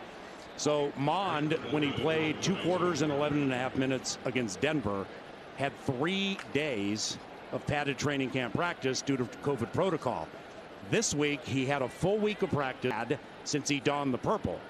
Vikings go 3 and out. Snap to Skullquit. His punting's been markedly better this game than the Denver game. Flag comes in on the play as the returner heads to the right side, and he is assaulted by myriad Vikings. It's about a 5-yard return, 50-yard punt. Tyler Vaughn's, college free agent from USC, from a USC that is, on that punt return. Yeah, it wasn't too long ago, Paul. You didn't have to distinguish UFC between USC, but nowadays Central or UCF too. I mean, you got some decent schools down south, and that's one of the greatest things I love about the preseason is about half these guys on these rosters are from schools the other half. During the kick, holding, receiving team number 47. 10-yard penalty from the end of the kick. First down, timeout. All righty. The Minnesota Vikings lead 10-6. Kellen Mond went 3 and out. You saw it and heard it on the Vikings Entertainment Network. Hey, welcome back to Vikings football on the Vikings Entertainment Network. That's the Minnesota Vikings skull line, a picture of game day entertainment. They, along with MinnesotaVikings.org, are remembering Rob Muller. Rob was part of the game day team since 1998. Instrumental in launching the skull line. Very innovative, always helping the fan experience be tops in the league. Sadly, Rob died after a short illness this spring. The entire Vikings family remembers Rob for his positivity and his love for his family. Jacob Eason starts the second half for the Colts. There's a quickie to Jordan Thomas, 4th-year tight end, unrestricted free agent from New England. And he gained right around 10, but he got enough for a first down. Well, I mean, you could see what the Colts like in Jacob Eason, Paul. I mean, he's a big body, strong arm, able to see down the field and stands tall in the pocket. So he's a good body to work with. They just got to get him a little bit more refined to get some more touch on that football. A couple of receivers right, one out to the left, single set. Jacob Eason, 2nd-year Washington Husky. There's a handoff to Benny LeMay. It's a loss of 1 or thereabout for Benny LeMay, the 2020 East-West Shrine Game offensive MVP. Now another great play by Troy Dye. Just diagnoses the run and cuts in north and south, makes the running back cut back into pursuit. So, Troy Dye getting to play a majority of this football game at linebacker is definitely in line to make this team and be a backup to one of the starters. 2nd and 10, Jalen Holmes and Hercules Mata'afa, the defensive ends. Pass to the left is caught. Chris Boyd with a big hit on Benny LeMay. Gain of 3 yards, so it'll be about 3rd and 7. Left flat, and Boyd left the running back flat. Yeah, great job by Chris Boyd, just diagnosing the play, seeing the route go to the outside and stepping up and delivering a big hit. So Boyd had a couple nice plays last week against Denver, Paul, and he's playing well tonight. And you can never have too many corners. Cameron Dantzler is obviously the number 3 right now, or number 4 corner right now. So Boyd's trying to make this club. 3rd and 7 for Indianapolis. 2 receivers left and right. Vikings rush 4. Holmes hits Eason as he throws it. And it's incomplete. Kyle Granson couldn't haul it in, but it was a big hit on Jacob Eason that took him off his spot. And now Indianapolis, trailing 10-6, will be punting. Jalen Holmes. Well, Jalen Holmes, DJ Wanham, some of these guys are getting their opportunity, and it's Jalen coming from the inside. He's playing 3 technique as a pass rusher. I mean, that's huge. It's the quickest way to the quarterback, and we need a little bit more pressure from those inside rushers. Weatherly did it with last year with the Carolina Panthers, and hopefully he'll be able to do it again this year. You want to hear pressure?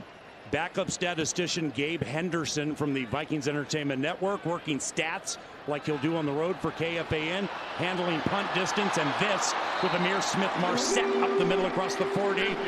What do we got here? Punt. Return of 16 by Amir Smith. 52-yard punt. Gabe Henderson came through. It's Vikings football.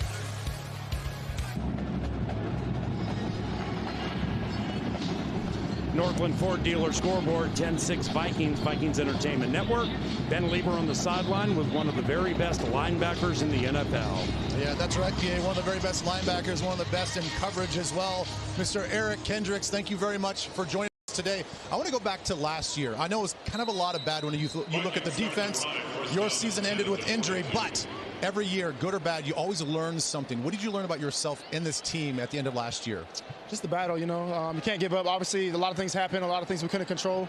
You know, just managing the things you can't control, just fighting to the end, and yeah. In the offseason, you guys added a whole lot of new pieces. You know, the guys up front, the corners, you added the safety. You get Daniil back. You as one of the leaders of this defense, what was the process to bring all these guys together and play as one? That's the thing. We got to play. We got to practice. We got to play. We got to communicate. We got to talk. We got to come out here and work. So, you know, once you get all that going, cohesiveness just naturally applies. You know, do what you do best. You know, handle what I can. What I was on defense tonight, but applying what you just said, how did you feel tonight with those group of guys? I felt good. You know, I felt like we were communicating really well. There was some times where, you know, things went wrong, but people stepped up and made a play. So it was pretty good to see. Obviously, Dalvin and Mike did pretty well in front of me. I think there's one play where I know Mike made a good tack, so I'm happy about it. Dude, he's got some strong hands, doesn't he? He can really separate those arms. Yeah, they're both pretty strong, man. How has it been so far? It's still pretty early playing with those guys. I know Mike was injured a little bit early in the preseason, but what have you seen from those two guys, and how are they helping you out? They're just workers, you know. Obviously, they're new here.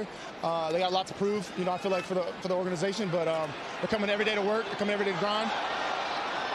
And I'm curious to see how the season goes on. You know, once we start learning how each other play a little bit more, how we can play off each other and communicate even further. All right, man. Much appreciate the time. Best luck to you. Appreciate it. Y'all take care. Yes, sir. EK led the team in tackles 6 consecutive years, tying Chad Greenway and Scott Studwell for most in the history of the team. Didn't last year due to injury, but during Nacho Lieber's interview, I mean, there are a couple of times he's a rookie. I understand it's all new, Pete, but Kellen has to let that thing fly, man. Yeah, he had a couple options on that last play between Chisena and Smith-Marset that would have all have moved the chains. So come back, take a look at the pictures, and get back out there, and let's do it again. The punt, Vaughns fields it at the 11 and is stopped immediately. Zach Davidson, tight end, one of several Vikes. 0 return. 10-6 us, Vikings Entertainment Network. Thanks to the Northland Ford dealer scoreboard, 10-6 Vikings on the Vikings Entertainment Network. He's JJ, Justin Jefferson. It's the TCO health report. Left shoulder injury, didn't play here against Denver. Not playing tonight. I'm guessing, I mean, if it's regular season or whatever, probably could have played. But he's JJ, Peter, and he's very special.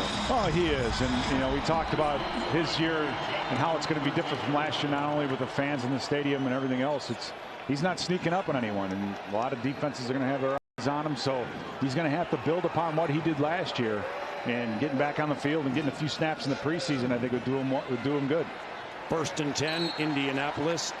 It's a shotgun run for Benny LeMay of a couple of yards. Cam Dantzler, he started the second half as one of the corners.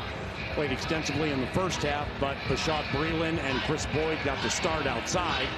Also in for the Vikings, Ty Smith, a veteran. corner from Towson. He wears number 5. Second down, Indianapolis. 9 minutes to go, quarter 3. 10-6 Minnesota. And LeMay is caught around the ankles by Harrison Hand. He's the backup nickel to Mackenzie Alexander.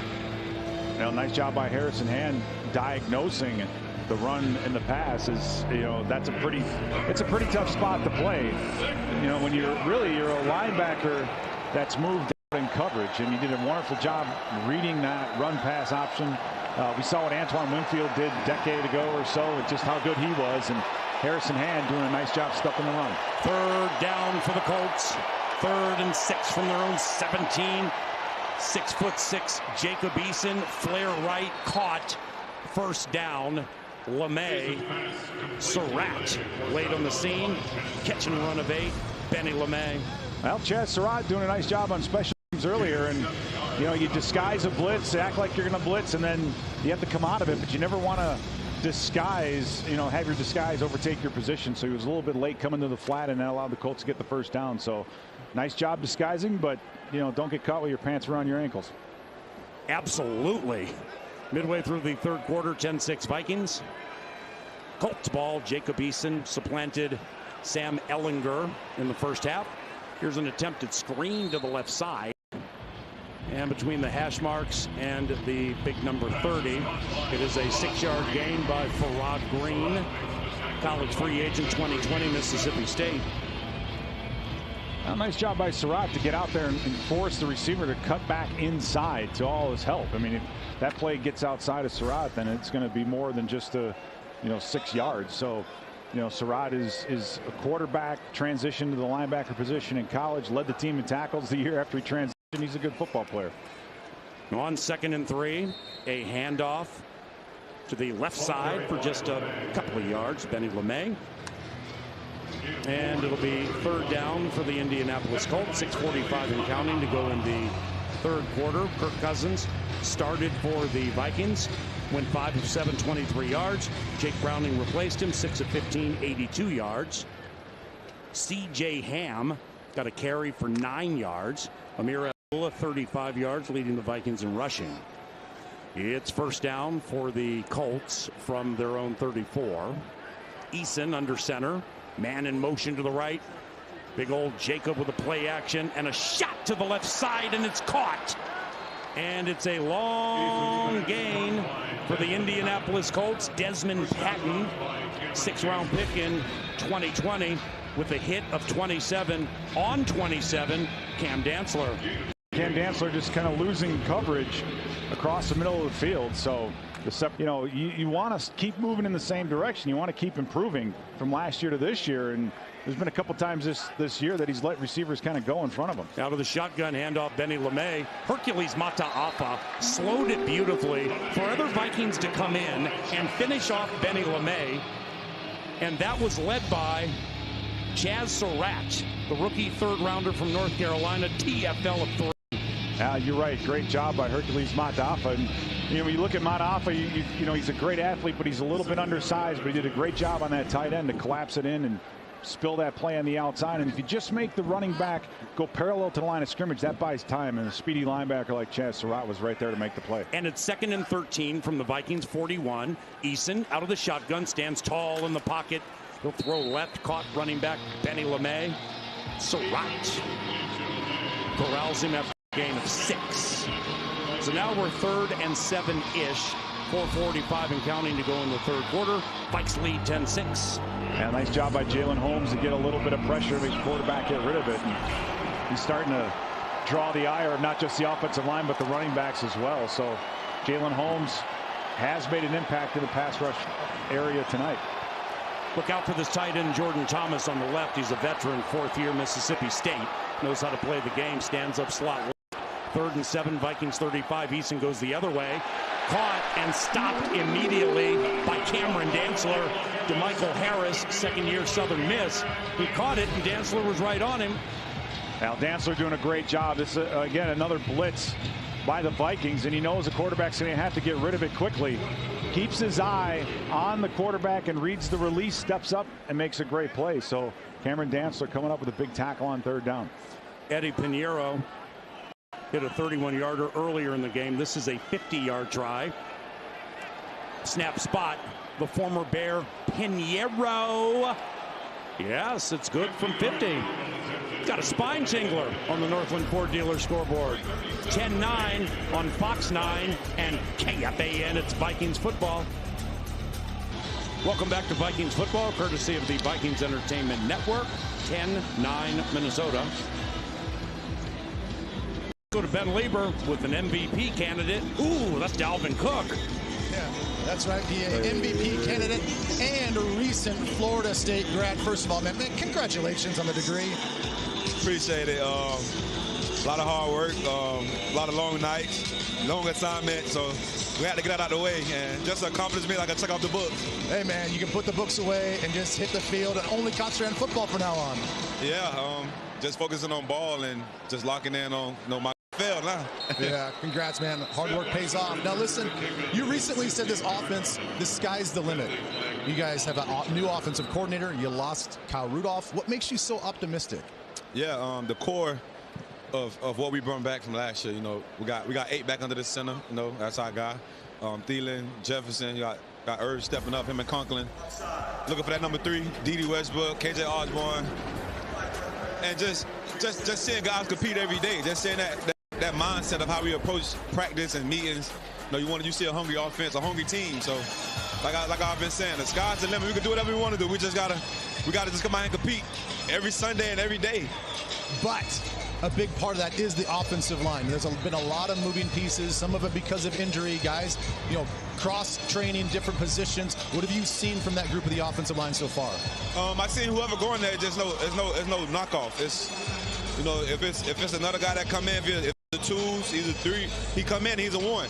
And you can see that each day in practice. So just seeing those guys mix the lineup and just change the guys up, you don't see the drop off. You know, I'm confident whoever they put in there. You know, last year, that offensive line, this offense itself, led you to the most productive season you've ever had. Most yards, most touchdowns, most touches as well. What led to that level of durability for you? Just about will. Giving my O-line confidence. And like I said, just getting in and competing at a high level. Every day I put myself in the game rep. In practice, I put myself in game reps. In meetings, I try to visualize game stuff. So just putting myself in those game reps so I can give my O-line as much confidence as I can. And we go out here and we get it done. I love it, man. Keep doing your thing. Thank you so much for your time, and best of luck, dude. Appreciate it. Great job, Ben Lieber.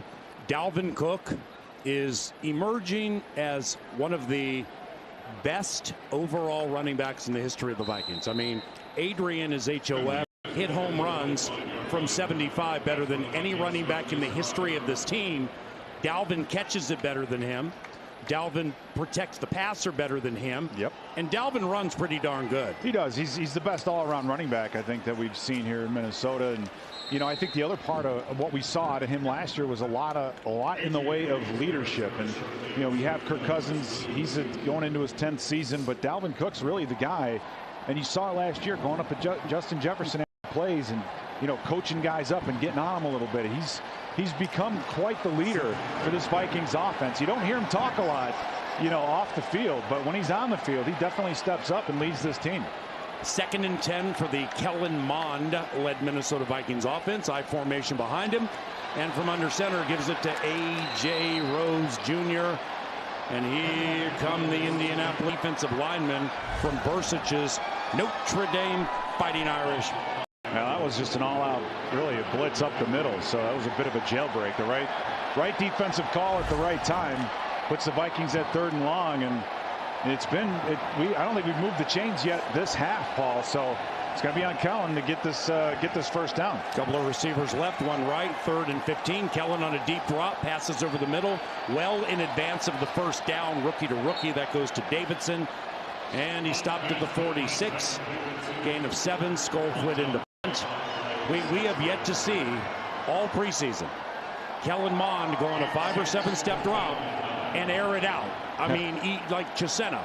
He's like a 4-2 track guy from Penn State, and ain't nobody second guessing here. I want to see Kellen's deep arm because we won't see it in the regular season. That's Kirk's money. All right, and yeah, how do we do that? We do that off the play action by doing. You have to establish the running game first, and so you just haven't had that flow offensively yet this preseason. Go ahead, Colquitt. Well done. Another punt inside the 20. 48-yard piece of perfection to about the 12-yard line. 10-9. The Minnesota Vikings lead the Indianapolis Colts from US Bank Stadium. This is our final Vikings game here for more than a month. The Vikings start the regular season at Cincinnati. Then they go to Arizona. And then the home opener is week 3 here against Seattle. After that, the 11-win Cleveland Browns with Associated Press Coach of the Year Kevin Stefanski, our former offensive coordinator. They'll be here week number 4. Eason under center. 1st and 10 from his own 12. Minute and a half to go in quarter 3. Hand off to the left side. Not much there. Deion Jackson got the carry for the Indianapolis Colts. Gain about 3. Now Kenny Willekes chasing him down from behind, and you know you see some of the same play calls for the Colts that you saw with Ellinger at quarterback, and if you're a defensive end and Jacob Eason's the guy with the run pass kind of handoff option, he's going to hand that thing off 9 times out of 10, and Willekes wasn't fooled. Harrison Hand playing outside. Perry Nickerson, the 3rd nickel inside. Pass to from Eason left. And they're going to say it's caught and running out of bounds at about the 20-yard line after a gain of 5 yards, still shy of the 1st down. Oh, Paul, I don't think we're any closer. Per se, in figuring out who's going to be that starting right defensive end. I still think Weatherly's the shoe-in. Done some good things. Jalen Holmes. I mean, the top 8 on our defensive line, minus maybe Patrick Jones, I think is pretty well set. Jones not playing tonight. Eason with a rocket over the incomplete. It was deflected. Ty Smith on the coverage. The Vikings have picked off Indianapolis twice via deflections. The first went to Troy Dye. He went to the end zone. First quarter for the only touchdown of the game. 10-9 Vikings. Well, what I've seen out of our corners that I really like, especially Bashad Breeland earlier tonight, is just that they're challenging these slant routes, or challenging some of these underneath passes. You get those tips. If you had a safety behind that play, that would have been another interception. So our cornerbacks, Bashad Breeland being one, they definitely, Cameron Dantzler doing a good job jamming and challenging these wide receivers. Ihmir Smith-Marsette getting punt return opportunities, end over end. Fair catch. 45-yard punt from the Indianapolis Colts, and Rigoberto Sanchez, 5th-year punter from Hawaii. Nearing the end of the 3rd quarter, Kellen Mond expected to play the rest of the way. And Wyatt Davis is in at right guard, supplanting Dakota Dozier. Minnesota, hashtag Minnesota, John Howler, Johnny Pool Boy. Punt return position interesting, because we don't know the DD timetable. That's the whole thing. D.D. Westbrook brought in to be a wide receiver, but mostly a punt returner, and hasn't even been able to practice. Kellen hit from behind. He still got it off right side. Hey, Ihmir Smith-Marsette to the 41 of Indianapolis. 24-yard rookie-to-rookie connection. Oh, my heavens. Come on, man. We're trying to get excited. And backup center Cole Cabral, 1st-year Arizona State. He got pinched for holding. Yeah, he just got a little edgy on the pass rush. And I'll tell you what, though, Paul, that looked nice. I mean, Kellen Mond stepping up in the pocket, finding Ihmir Smith-Marsette down the field, delivers a strike right on the money. So for Ihmir Smith-Marsette, Paul, he's done some things as a punt returner. Now he's doing them as a receiver. That's the end of the 3rd quarter, as you just heard from Ref Clay Martin. 10-9 Vikings on the Vikings Entertainment Network. 4th quarter, US Bank Stadium, 10-9 Minnesota Vikings on the Vikings Entertainment Network. The schedule provided by US Bank. A couple of road games, 3 in a row at home. Seahawks, Cleveland, and Detroit. Those games right there, very important, Peter. Yeah, they are. And, the one on, November 10th. That one's, October 10th is a big one. You got only one divisional game in those first 8. Then you come out of the bye and it starts to get grindy. At Baltimore, back home to practice. Then you go to SoFi to play the Johnson. That's courtesy of US Bank. 10-9 Vikes. A.J. Rose Jr. He gets the carry from the arm of Kellen Mond. The undrafted rookie from Kentucky is able to grind his way for a couple of yards. So now off the penalty on Cabral, that'll make it 2nd and 18. Vikings at Kansas City Friday night. That is the final preseason game. Then we chill through Labor Day, and then up to the middle of September, go to Cincinnati, try to beat those Bengals. I formation behind Kellen Mond. Young Kellen on a deep drop. Passes over the middle to backup fullback Bargas. Jake Bargas, second year in North Carolina. Vikings practice squad last year. It's a gain of 5. Well, you get that 2nd and long, and you don't have too many linebackers biting on the play fake, although Mond has to do a little bit better job of selling that. So, getting under again, it's for Kellen Mond, who's used to being in the pistol, he's used to being in the shotgun, being under center and faking the handoff on the I formation. Those kinds of things are all kind of new to him, and you can tell.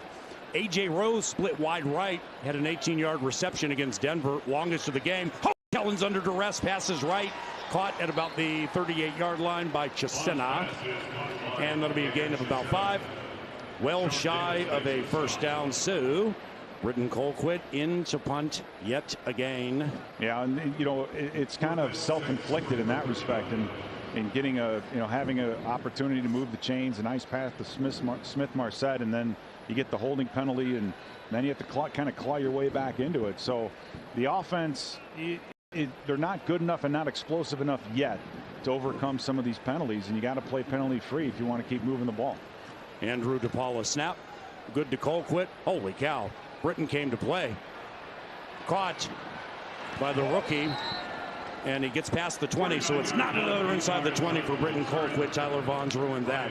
49-yard punt, 8-yard return, 10-9 Vikings. This is Minnesota Vikings football.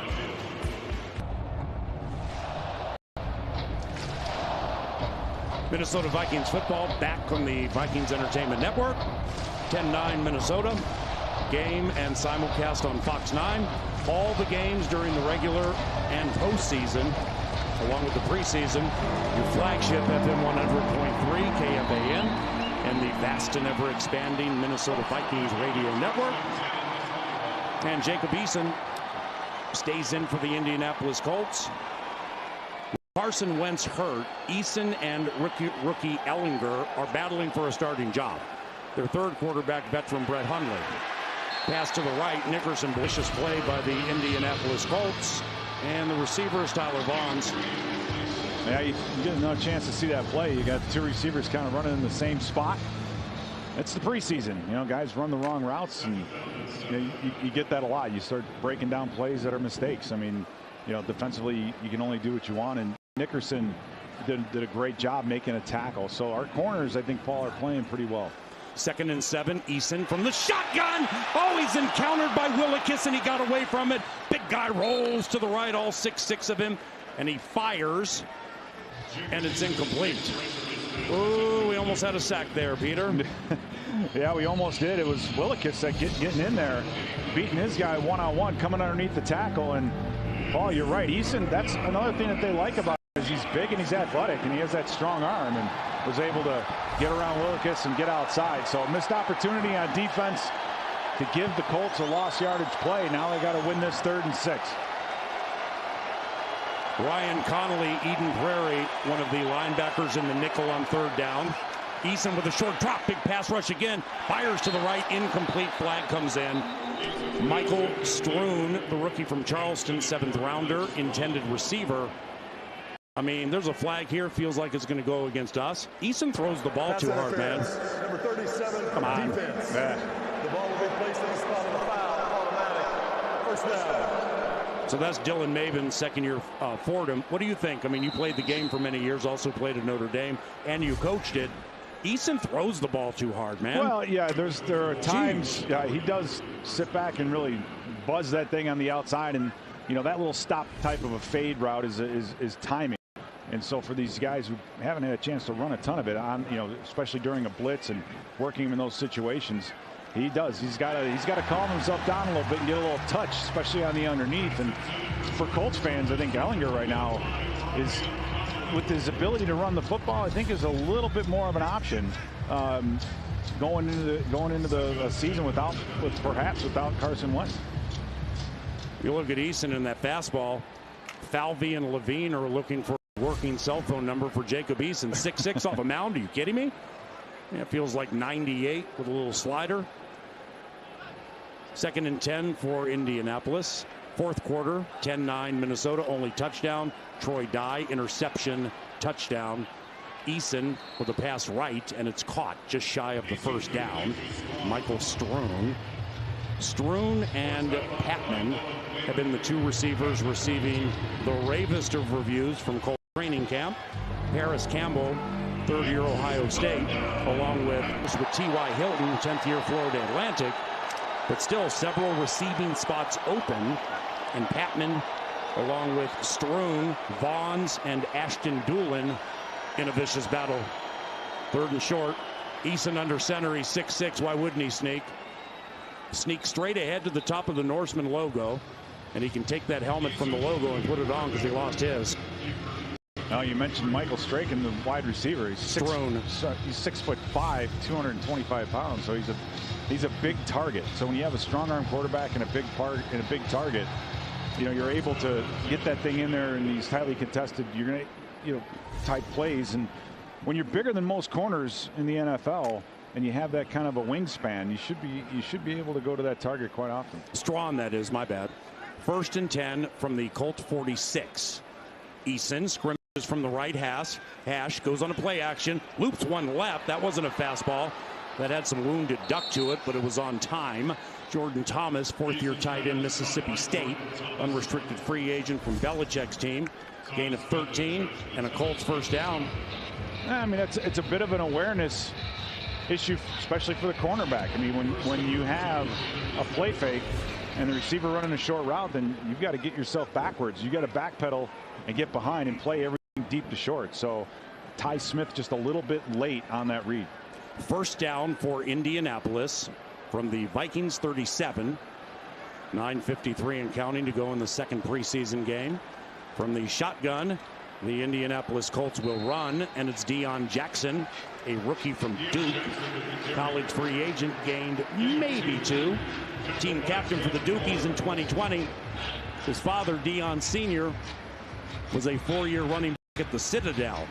So you got Deion Sr., the Citadel, Deion Jr., Duke. I don't want to mesh with them or match them in a spelling bee.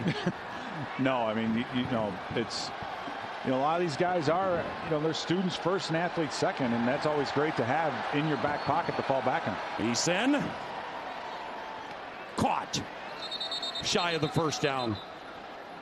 Desmond Patton. So it'll be 3rd down and short after a catch of about 6 yards.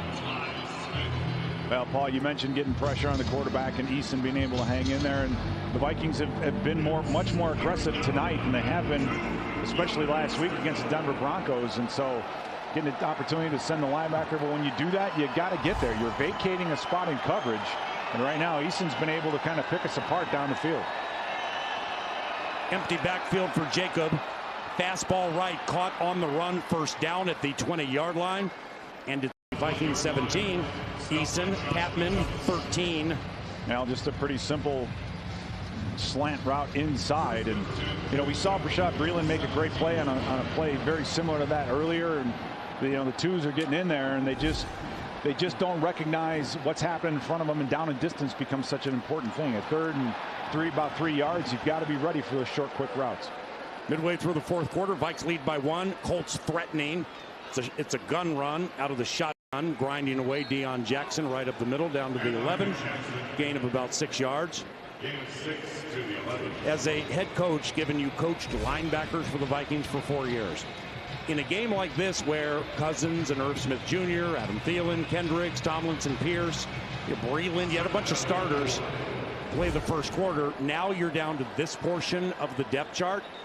Like a head coach and or the coaches, how do they analyze this or break it down after a game, knowing a fair amount of these players won't make the team? Well, you get paid to coach them up, and that's what you do. And if the guy's wearing a purple jersey, then you have to treat him like anyone else. I mean, your job as a coach is to get the starters ready, and so that's what you really go into film to watch and learn.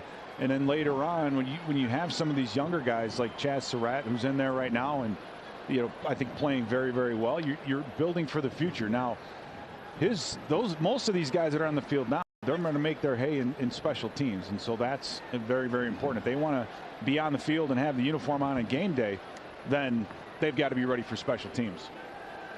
Nordo, producer of 9 to Noon, KFAN. His favorite rookie just came in to replace Ryan Connolly, who had to leave. It's Tough Borland from Ohio State. I mean, you got to be good, A, to play at Ohio State, and B, to have the first name Tough. You better be good. And his dad was a linebacker at Wisconsin, so it kind of runs in the family. 2nd and 4, Eason from under center, and he hands it to Jackson. Heads to the left side. Might have gotten a yard. Big time 3rd down coming up for the Indianapolis Colts. Remember, Mike Zimmer, since becoming head coach of the Minnesota Vikings in 2014, never has lost back-to-back preseason games. When I brought that up to him Wednesday when I recorded the KFAN pregame interview, he told me I was number 1, but with the index finger. Well, that's something that's our job to know, and I'm sure he didn't know that or really care about that when he going into this game. 3 on the play clock. Timeout. Indianapolis Colts. Frank Reich calls a timeout. Frank Reich, the offensive coordinator for the Philadelphia Eagles, when they won Super quarterbacks coach that year, and the mastermind behind the Philly special, John DeFilippo, now the quarterbacks coach for the Chicago Bears. DeFilippo became the offensive coordinator for the Vikings the next season for about 15 minutes. I think we had a game at New England where Dalvin was averaging 9 yards per carry, and then like he didn't get the ball as much as Zimmer wanted him to, and thus the career birth of one Kevin Stefanski. Well, and the rest is kind of history in that respect. I mean, the coaching, it's definitely, if you don't coach like you're on the hot seat every single day, then you're missing the boat. I mean, you're only as good as your last game, and unfortunately in the NFL, the not for long acronym comes into play. They just showed Maya Shaka, side judge in this game, first African-American female official in the history of the NFL. And Maya, she got a rousing ovation and just had an adorable smile on her face. She is right there.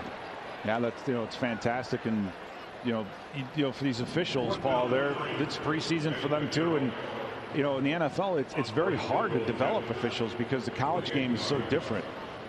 These guys only get their opportunities to show what they can do in this type of a format, and so preseason's important for the officials. Pinheiro, 28-yard try, West Side U.S. Bank Stadium, and it is good.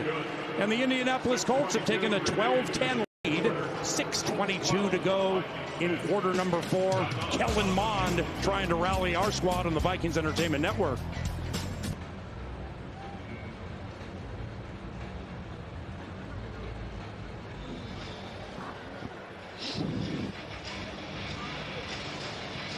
(12:10) Indianapolis on the Vikings Entertainment Network.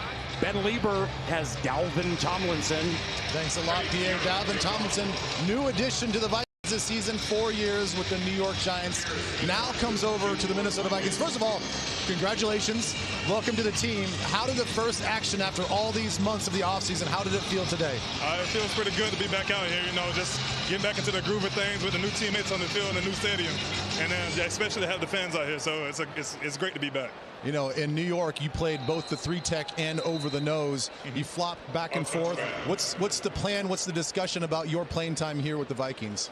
Right now, I'm playing a lot more 3-tech because Mike said nose, and I'm playing a little bit of 4-eye, and just depending on the schematics and the formations we're going against, I may be playing some nose also. So just everything across the board right now. Well, ever since you got here, Michael Pierce comes back from the COVID situation, and you guys have just been paired together. You guys are kind of like steak and eggs. We can't talk about you without talking about. We're big on stopping the run. 2 big bodies in the middle, and we have to be able to stop the run. That's what we strive to do right now, and also just get effective in the pass rush also. And affect the quarterback, even if it's just pushing the pocket or batting the ball down. Well, one of the guys that came back to the Vikings is Sheldon Richardson, and he's kind of known as more of a pass rusher. You yourself are a pretty good pass rusher as well. What have you learned from him in your time with him so far? Oh, yeah, just how fluid he is out there in the 3-tech. It's super natural for him. Just some of the techniques he uses, I try to pick up and take them and make my own, really. And, just have him, a guy like that in the defensive line room makes a big change, yeah.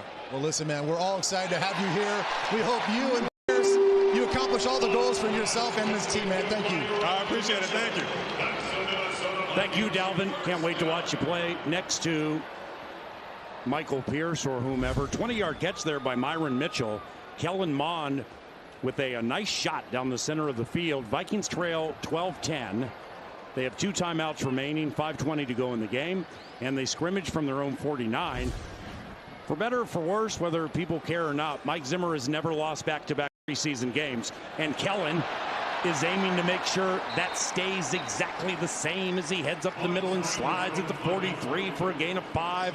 It'll be 2nd down. Well, and Mon is able to step up and, deliver a ball and move the chains. So great throw to Myron Mitchell. And I think what we've seen out of Browning and what we've seen the potential that Kellen Mond has, I like to see him step up and play that number 2 position, this Friday against the Kansas City Chiefs. It'd be a nice short week. Good opportunity for him to step up and really let us know what he can do. 3 receiver set, 2 to the right. Colts blitz. A.J. Rose heads the other side of the blitz, and he's hit at the 45-yard line. And it was a big hit for the Indianapolis Colts on A.J. Rose, who's quite big. That was Curtis Bolton, second-year Oklahoma. So now it is 3rd and 4 for the Vikings. About 4 minutes to go in the game. And A.J. Rose, I think, has done a good job with his opportunity. He got a little more playing time last week at the, early on in the game. And, again, the question with Rose is going to be the top end speed. He definitely has the size. And let's face it, he's in a pretty tough room to make this club. Mond, pressure behind him, passes right, incomplete to the 40-yard line. Warren Jackson, picked up from the Denver Broncos a couple of weeks ago. He was the intended receiver. He's quite big, 6'6", weighs 220 pounds, opted out of his final season at Colorado State in 2020, so he's a rookie in 2021. Also, right at the beginning of the drive, when Dalvin Tomlin to State Mankato, the Mavs all-time leading receiver, all-time leader in receptions, receiving yards, and receiving touchdowns, his brother Brandon might be watching right now. He's a wide receiver for the Carolina Panthers. Shane was All-State at New London Spicer High School. 3:45 to go, 12-10 Colts on the Vikings Entertainment Network. Fans of all ages loving their Minnesota Vikings on the Vikings Entertainment Network and here at US Bank Stadium. Once again, the final Vikings game in this building for more than a month. Greg Joseph will be kicking at Arrowhead next Friday. Final preseason game, only 3 preseason games, 17 regular season games. And the Vikings debut middle of September at Cincinnati. Come back, practice, then they head to Glendale, Arizona, take on Kyler Murray, and come back home, take on Russell Wilson in the home opener. It's 4th down, trailing by 2, empty backfield for Kellen. Passes left to A.J. Rose, it's incomplete, no flags. So the Indianapolis Colts have turned over the Minnesota Vikings on downs. 3:41 to go in the game. We have just 1 timeout left. Kellen Mond. Now it's just some pressure up the middle, and Mond wasn't able to follow through, so the ball just didn't quite get there. Look at that seam to the left, though, man. He could run for about 15, right? Yeah, he could have, and that's really what you want out of a quarterback, and that's why when you have those kinds of situations with a guy that's as athletic as Mond is, sometimes getting him on the edge of the defense, run pass option, those kinds of plays are options when you have a guy that can run as well as Kellen can, but just comes up short, gets hit in the arm, and it's pressure up the middle that causes it. So it's 1st down for Indianapolis near midfield. And the handoff heads to the right side into Vikings territory goes Benny LeMay. Kirk Cousins started the game for the Vikings. Very nondescript. Ran once, threw a few times. What kind of season you putting Kirk on this year, Peter? Well, you hope he picks up where he left off. A top 5 offense that the Vikings had last year. You get 1,400 yards to Justin Jefferson, the Rookie of the Year, 14 touchdowns to Adam Thielen. We expect Irv Smith Jr. to be much more involved in the offense this year, and you have one of the best running backs in the NFL, if not the best, and Dalvin Cook standing behind you. So, there's plenty of weapons on this offense, and you just hope that Kirk can continue doing what he's been doing over the last year. After the 2-minute warning, we have a man who had the best receiving season of his career. Kirk Cousins First year here, 2018.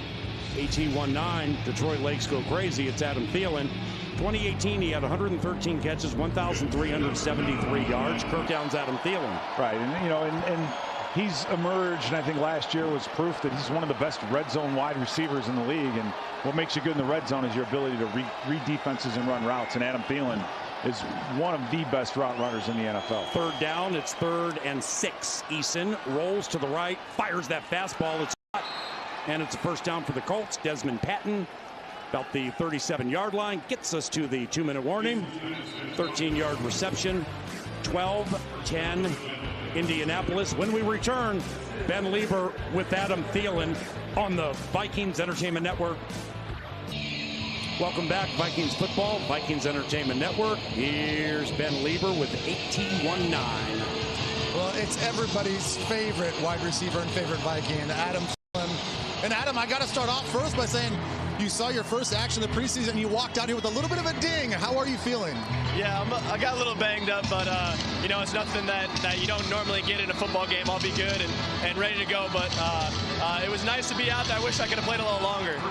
You know, you've recently said this is the best you've ever felt. You've changed your diet, you've changed your approach. What's something that you can pass on to the young players when it comes to nutrition and taking care of your body? Yeah, I think just like you said, this is the best I've ever felt, and I'll be 31 years old tomorrow. So I think just the fact that it took me a while to figure out that routine and what I needed to do and how I needed to take care of myself. I think what I tell those young guys is do that earlier, do it sooner, so you can really add years to your career and feel good for a long time. You know, you've been around this league long enough to see all different types of preseason. You guys have played 4 games. Last year, you guys didn't play any. This year, you guys are playing 3, and who knows what's in store for you next week. What's the right amount for you for preseason? Yeah, that's a great question. I don't know. It's really hard to know. You know, I think I felt great at the end of the year last year because maybe, I don't know if it was because we had no preseason games or a shorter training camp, or I don't really know what it was, but I felt great. I was able to start training right away after the season. But you know, I think it is good to get out here and go through the warm-up. You know, I had to kind of figure out my routine again. It's been so long since the last time I asked my wife, like, what time do I normally leave for games? Like, I kind of forgot. So that part's really good. All right, I'm going to hit you with a heavy question. You ready? Yeah. All right. Listen, these last few months, there's been divisiveness across the country, and many have wondered, has that divisiveness crept into the Vikings locker room? How unified is this group right now going into the season? Yeah, extremely unified. I'm so blessed and thankful to have the teammates that I have. We have such a great locker room. We're such a great group of men and guys from all different places, all different, you know, views and different things that they have going on in their life. But we all come together and we talk about it. You know, we have discussion.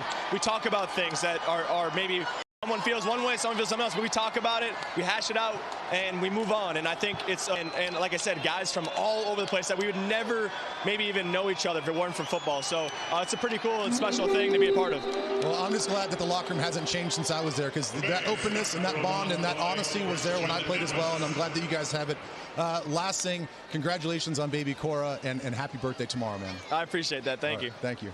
Hey, Ben, look at you going right for the mask on, mask off dagger nearing the end of the game on a Saturday night. R.I.P. your Nacho Libre mentions for whatever the reason.